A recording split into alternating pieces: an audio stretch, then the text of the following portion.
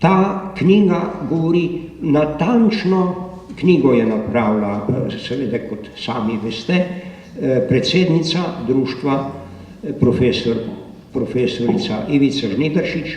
Jaz sam sem zgodovinar, pa se tudi malo s takimi rečmi imam mečkeno prakse, ampak moram reči, da vedno, ko vzamem v roke njene knjige, občutim veliko občudovanje pred njenim znanjem, pred njeno delavnostjo in jasno, precizno mislijo, tako da jaz ne vem, na Slovenskem verjetno ga ni takega človeka, daleč ga ni, ki bi zmogel napisati kaj takega kot je ona. Vse natančno popisano, natančno analizirano, v jasni obliki predstavljeno, vsa prizadevanja, prošnje na vlado, na parlament, na komisije, to je eno ogromno delo, tako da kdor jo je vzel, ne mečkeno prelista, se to ni zabavno čtivo, ampak potem se boste videli tudi sami sebe in na drugi strani boste videli, kako fajn predsednico imate, brez katere najbrž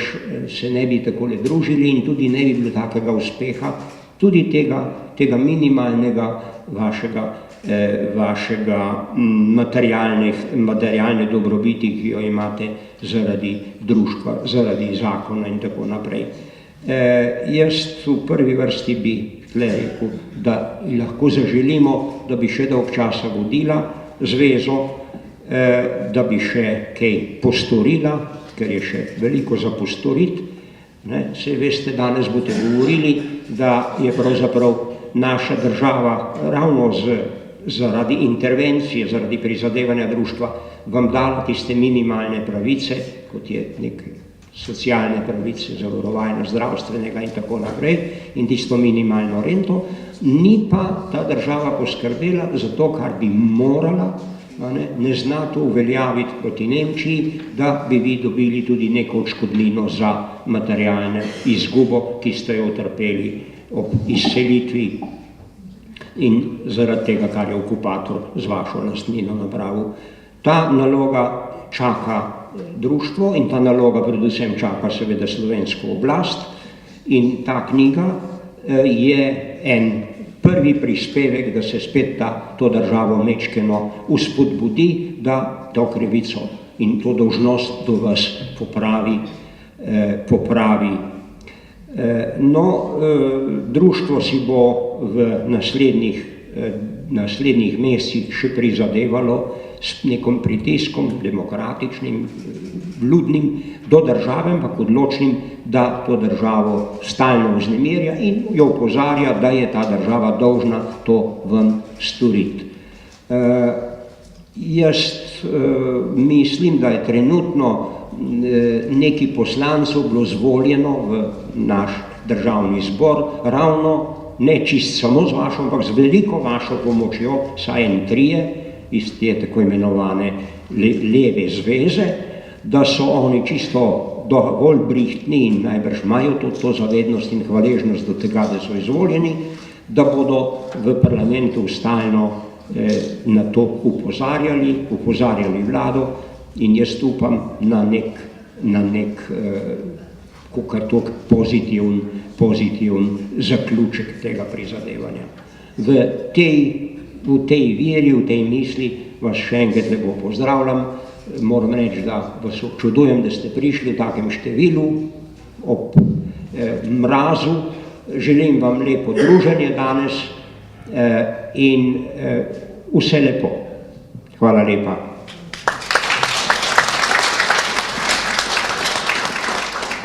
Spoštovani gostje, drage izgnanke in izgnanci, dovolite mi, da vas pozdravim v imenu Društva izgnancev Slovenije in v svojem imenu kot častni član Društva izgnancev Slovenije. Bilo je veliko povedanega o knjigi in o vojni škodi. Kakor je, bi rekel, težava v tem, da naša država, ne bivša skupna, ne samostojna Slovenija, nikoli ni izterjala od Nemčije obveznega plačila vojne škode, je najbrž zelo malo med vami tistih, ki bi verjeli, da se bo še kaj dalo narediti. Ampak mi ustrajamo. Treba je povedati, da sem sam kot poslanec državnega zbora vsa leta navijal za to, da bi se kaj naredilo po tem vprašanju. Postavil sem 9 pisnih in ustnih vprašanj zunanjim ministrom in predsednikom vlad Republike Slovenije. Vprašanja so tekla takole: kdaj boste začeli, na kakšen način boste terjali, kdaj bo možno sprejeti zakon za to, da bi prizadeti kaj dobili. Obljub, da se trudijo, je bilo veliko, narejenega ni bilo nič. Ampak takrat sem bil v parlamentu sam, ki je to načenjal. Danes imamo v parlamentu 6 poslancev, ki so v svoj program delovanja zapisali, da bojo storili vse, da bi prisilili vlado, da bi začela pogajanja z Nemčijo, da plača vojno škodo. In oktobra meseca meni zaupali, da pripravim elaborat na to temo, ki je v zaključni fazi. Pripravil sem poslansko vprašanje za predsednika vlade Republike Slovenije, ki ga bojo postavili na marčevski seji.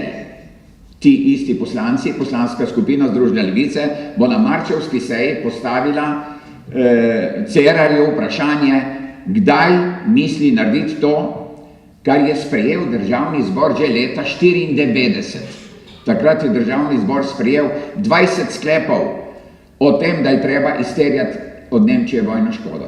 Nemčija se je izgovarjala, da ni združena, in šele po padcu Berlinskega zidu so nastopile prave razmere, vendar jih naša oblast nikoli ni izkoristila.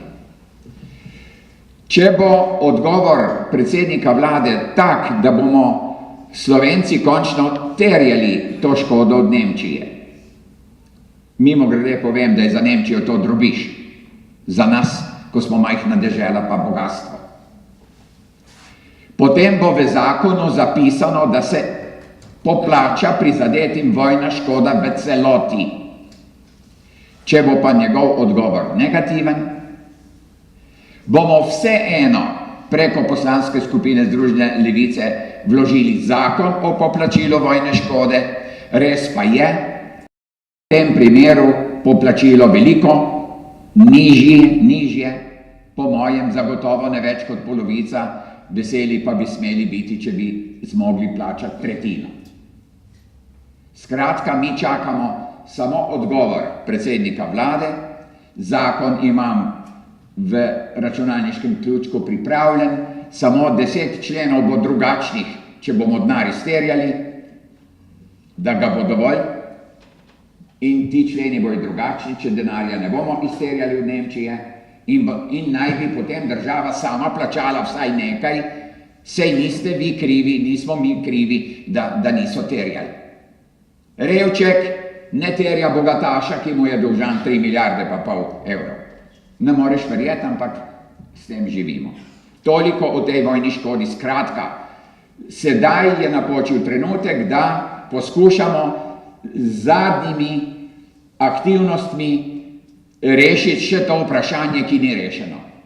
Moram pa reči, da sem razočaran, ko sem slišal, da jih je 15 izstopilo iz društva. Tudi če nič ne bo z vojno škodo, vam moram povedati, da so te pravice, ki jih uživamo od 96. leta dalje, pod vprašanjem, če društvo propade. Če društvo ugasne, če društvo ne bo še naprej močno, nam bojo pravice vzeli. Zdravstveno zavarovanje, ki vas stane na leto, ki bi vas koštalo na leto približno 350 evrov, plačuje zdaj država. In to so želeli v okviru ZUJF-a v tisto enoletni Janševi vladi ukiniti. Takrat je to ukinitev pravice do plačila zdravstvenega zavarovanja prostovoljnega preprečila predsednica Društva izgnancev Slovenije z napovedjo, da bo 10 000 izgnancev prišlo demonstrirati pred vladno palačo, če se lotijo te pravice. Če nas bo v društvu vsak dan manj, kdo bo šel protestirati? Vsak dan smo bolj bolni, vsak dan smo bolj stari, vsak dan težje šofiramo, hodimo in tako naprej. Zato moramo, dokler smo pri močeh, ohranjati društvo in plačati tisto članarino, ki je zelo majhna glede na to, kaj dobimo. Ne. Sem pa vesel, da vaše društvo naroča Vestnik v visokem odstotku, kajti v Vestniku so vse glavne informacije, ki so pomembne za to, da veste, kaj se dogaja, kaj društvo dela. Ne nazadnje so tam tudi podatki o umrlih, da veste, koga nimamo več in tako naprej. Tako da o tem ne bi več. Mi pa dovolite, da rečem par besed še o tem, kaj se nam dogaja v državi, ki je v globoki krizi, v kateri je vsak dan več revnih, v kateri imamo vsak dan manj zdravstvenih pravic, v kateri ugaša socialna država. Zdaj sprejeli so seveda neumno in idiotsko zlato pravilo, zapisali v ustavo, zdajle sprejemajo zakon o uresničevanju tega zlatega pravila, ki naj bi začelo veljati nekje postopoma do leta 16 in 19, ampak tisto pravilo ne pomeni nič drugega, kot da nam bojo vzeli en del pokojnine, dodatne pravice iz zdravstvenega zavarovanja, da bo dražji dom za starejše, da bo dražja znamka na pošti, da bo dražja voda, odvoz smeti in kruh v trgovini. Nič drugega ne pomeni to. Čeprav ni bilo obvezno, smo to sprejeli, ker se država in oblast klanjajo velikim in močnim, ki nas delajo kolonijo, kjer bo imeli poceni delovno silo, za svoje firme, ki jim jih bomo pod ceno prodali. Pod ceno. V Janševi vladi 2008 je Telekom bil ocenjen in so ponujali zanj 2,5 milijarde evrov. Danes je najvišja ponudba 1,1 milijarde, ampak še to ni sigurno. Govorijo med 700 in 900 milijoni. Sramota. Naši pravijo, moramo prodati, ker smo nekomu obljubili. Kaj pa obljubljaš? Ti bod, če nimaš pameti, da bi dobro prodal. Slabo se prodati ne sme, še enkrat pa še manj. In to še enkrat Nemčiji, ki nam je dolžna. Nemški Telekom naj bi kupil. Državna firma nemška bo kupila naš Telekom. Ko ga je kupila na Hrvatskem, je v enem letu na Hrvatskem zgubilo delo, službo, polovico prej zaposlenih v Telekomu. In če to preselimo k nam, mi imamo v Telekomu zaposlenih 4500 ljudi, ko bo Nemčija to kupila, bomo v enem letu mi vsi fasali na borzo 2000, približno 2000 novih brezposelnih državljank in državljanov. To bo nagrada 60 ali več milijonov dobička Telekoma bo šla po Nemčijo. In tretje, kar bi vam rad povedal, skratka, mi smo proti razprodaji skupnega premoženja, ker to je isto, kot če bi kmet njivo prodal. Pol pa jokov, da nima kam usijati za kruh. Ob 4 začnejo protesti na Kongresnem trgu, tja nameravam potemle po tej skupščini iti in biti zdraven, da me vidijo tam, da sem proti, ker bom proti do smrti, če bo treba. Tretja zadeva je pa dejstvo, da imamo pred vrati fašizem. V pravi obliki, tak, kot smo ga doživeli. Kajti kapital in veliki Evropejci, celo Amerika, so se ustrašili, da bi se vrnil socializem ali kakšna druga oblika namesto kapitalizma in rajši zdaj podpirajo fašizem, kot da bi se kaj spremenilo. Spremeniti bi se pa moralo, kajti kapitalizem je naredil 1% bogatih na svetu in 99% revnih.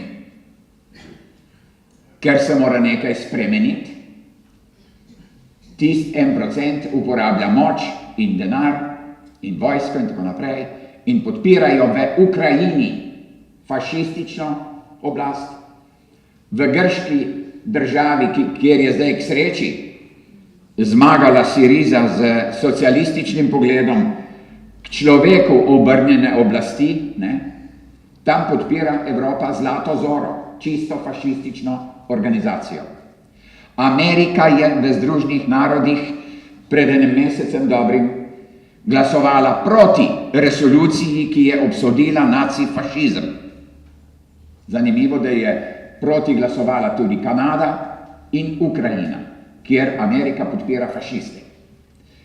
Evropska država, Unija, kjer je z Rusijo bilo 45 milijonov mrtvih, se je pa vzdržala. Enako tudi naša oblast. Slovenija ni glasovala za to resolucijo, ki je obsodila nacifašizem. Kakor da ne bi bilo 100.000 mrtvih Slovencev med drugo svetovno vojno dovolj in da lahko tisto morijo druge vojne, kar tako pozabimo. Sram naj bo Amerikance, ki so imeli približno 400.000 mrtvih v Evropi v boju proti drugi svetovni vojni, proti nacistom. Ne? In zakaj se je rekel, da imamo pred vrati fašizem doma? Zato, ker je država zdaj obtožila 4 novinarje, ki so odkrili, da ima ena največja opozicijska stranka kontakte in povezave z nacističnimi organizacijami iz tujine, ki se med drugim pri nas srečujejo na raznih sestankih, ker je drugod to prepovedano. Pri nas se pa skrivaj to lahko naredi. In ne samo to, ko se poje domobranske himne in poveličuje narodno izdajstvo in kolaboracijo, vemo, kdo sedi v prvi vrsti na Rovtah, vemo, kdo je postavil spomenik v Grahovem, kjer piše, da so bili domobranci in borci za svobodo, partizani pa zločinci. Da ne moreš verjeti svojim očem. Kar je najhujše, je pa to, da oblast pri tem ni reagirala, da stran gleda, ko se to nam pojavlja. Še huje, predsednik republike se privošči pokloniti neki soldateski Janševe stranke, ki se norca dela iz te države kot pravnomočno obsojen skorumpiranec in človek, ki je v tej naši samostojni državi naredil največ škode do zdaj. Ker je totalno skregal narod na 2 dela, na bele, na črne, na ta pravi in na napačne in tako naprej. Da ne moreš verjeti svojim očem. Težava je v tem, da ga še zmeraj več 100.000 ljudi podpira. Ali so neumni, ali so prodani, ali pa ne vejo več. Ne. Samo to je možno. Ker zdrava pamet fašistov ne prenaša, mi smo to probali, zato vam to govorim. Če bi govoril to, jaz tam nekje na cesti me lahko pretepli, ker ne veš, komu to praviš. Ampak vi ste to probali. Najbrž čutite, da fašizma ne maramo. In moramo zato držati skupaj, dokler še lahko, da preprečimo, da se nam to dogaja. Jaz sem napisal in na svojem Facebooku objavil pismo, kjer predlagam predsedniku republike, da odstopi. Mi tacga predsednika republike, ki se klanja neki Hitlerjugend kompaniji v Kočevske reki, ne rabimo. Mi rabimo predsednika republike, ki bo podprl resolucijo proti nacifašizmu. Mi rabimo predsednika republike, ki bo nagnal trojko, ki prihaja iz Evrope, ukazovati, da moramo razprodati tisto, kar je še ostalo nepokradenega premoženja in puzati pred tistimi, ki nas hočejo danes zasvojiti z denarjem, ker nas niso mogli z orožjem. Ne. To sem vam želel povedati, jaz vam želim vse dobro. Hvala.